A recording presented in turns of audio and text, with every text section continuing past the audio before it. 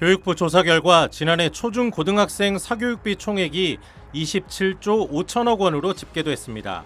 전년도와 비교하면 1조 7천억 원, 5.7% 감소한 수치입니다.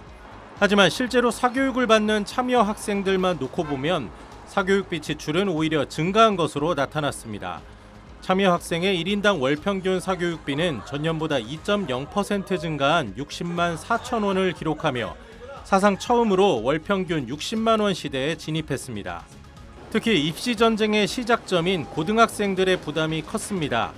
학년별로 분석한 결과 고등학교 1학년 가운데 사교육을 받는 학생은 매달 80만 6천 원, 전학년 가운데 가장 많은 사교육비를 지출하는 것으로 나타났습니다. 고1은 사교육을 받는 비율도 66.3%로 가장 높아 고교 진학과 동시에 사교육 의존도가 급격히 높아지는 현실을 반영했습니다. 지역 간 사교육비 격차도 눈에 띄었습니다. 서울 지역 고등학생 가운데 사교육에 참여하는 경우 월 평균 사교육비는 105만 4천 원에 달했는데 읍과 면 지역의 고등학생은 58만 5천 원으로 서울의 절반 수준이었습니다. 사교육비 지출은 부모의 소득 수준에 따라서도 크게 달랐습니다. 월 소득 800만 원 이상 가구는 사교육비로 66만 2천 원을 쓴 반면 300만 원 미만 가구는 19만 2천 원이었습니다. 또 맞벌이 가구의 사교육비는 월 평균 48만 6천 원으로 나타났고 아버지 외벌이 가구는 44만 4천 원, 어머니 외벌이 가구는 30만 7천 원이었습니다. 국어와 영어, 수학 등 일반 교과의 경우엔 학교 수업을 보충하는 목적으로 사교육을 많이 받지만 예체능 과목은 취미와 재능 개발을 위해 사교육을 받는다는 답변이 많았습니다. SBS 박세용입니다. 네, 사교육의 메카죠. 서울 대치동 학원가에 최근 캠핑카가 등장했다는 이야기 들어보셨나요? 자세한 내용 함께 보시죠. 학원가에 따르면 일부 학부모들이 겨울 특강 수업을 듣는 자녀들을 위해 승합차를 캠핑카 형태로 개조해 휴식 공간으로 활용하는 경우가 적지 않은 걸로 알려지고 있습니다. 한 입시학원 강사는요, 대치동에 거주하지 않은 학생들 가운데 일부 강좌만 특강 형식으로 듣는 경우가 있는데 강의 중간에 시간이 비면 차에서 쉬다 오는 아이들도 있다며 주정차 과태료를 물어야 할 때도 있지만 인근에서 방을 구하는 게 사실상 더 어렵고 비싸기 때문에 이런 선택을 하는 학부모들이 있다고 전했습니다. 한 학부모는 대치동이 곧 캠핑카로 꽉 찰 것 같다고 말하기도 했는데요. 사교육 열풍에 천정부지로 치솟은 부동산 문제까지 겹친 현상이라는 씁쓸한 반응이 나오고 있습니다.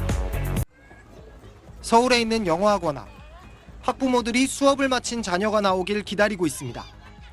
그런데 이곳 학원생들은 아직 초등학교도 들어가지 않은 유아들입니다.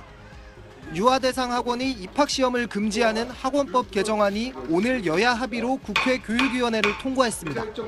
초등학교 취학 전인 4세에서 7세의 유아를 모집하는 학원이나 교습소는 합격, 불합격을 가르는 선발시험을 아예 실시하지 못하게 하는 겁니다. 4세, 7세 고시란 말까지 등장하면서 규제해달란 목소리가 커졌기 때문입니다. 주변에서도 많은 스트레스 받고 있고 학원 입시 관련해서 미리 준비를 해야 되고 그로 인해 또 새끼 과외를 해야 되고 이를 어긴 학원은 영업정지나 과태료 처분을 받을 수 있습니다. 하지만 유아 학원생의 수준 파악을 위한 이른바 레벨 테스트는 허용됐는데 국회 논의에선 입법의 실효성에 우려가 제기됐습니다. 유아 사교육 시장 과열을 막기엔 부족하다거나 입학시험 금지만으론 학부모들의 불안과 조기 사교육 경쟁이 사라지지 않을 거란 지적입니다. 최규진 교육장관은 국회 교육위에서 이번 학원법 개정안에 대해 과도한 조기 입시 경쟁을 완화할 수 있을 것이라며 유아 사교육 문제는 인권 문제란 시각을 갖고 대응하겠다고 말했습니다. SBS 김영래입니다. 다음 소식입니다. 수능에 응시하는 고3 재학생 규모는 줄어들고 있지만 여러 번 수능에 도전하는 이른바 N수생들은 지속적으로 늘고 있습니다. N수생 규모는 2023년 수능에서 30%를 넘었고 지난해에도 비슷한 수준을 기록했습니다. 그런데 수험생들을 조사해보니 부모의 사회경제적 지위가 높을수록 N수생 비율이 높은 것으로 나타났습니다. 한국교육개발원은 최근 발표한 보고서에서 부모의 사회경제적 지위를 5단계로 나눴을 때 최상위인 5분위 자녀 가운데 반수, 재수를 통한 대학 진학 비율은 63.8%인 반면 최하위인 1분위는 35.8%에 그쳤다고 밝혔습니다. 또 부모의 사회적 지위가 높을수록 의학 계열과 수도권 소재 일반 대학 입학 비율이 높았고 사교육 참여 비율도 마찬가지였습니다. 조국 전 법무부 장관 자녀의 입시 논란 이후 교육부는 대입 과정의 공정성을 높인다는 취지로 서울 주요 대학의 수능 위주 정시 전형 비율을 40% 이상으로 확대하도록 권고했는데요. 보고서는 그 결과 재수의 선택과 성공이 부모의 배경에 좌우되면서 교육 불평등을 심화시키고 있다고 지적했습니다. 이에 따라 정시 전형 확대 정책을 재검토할 필요가 있다고 연구진은 강조했습니다.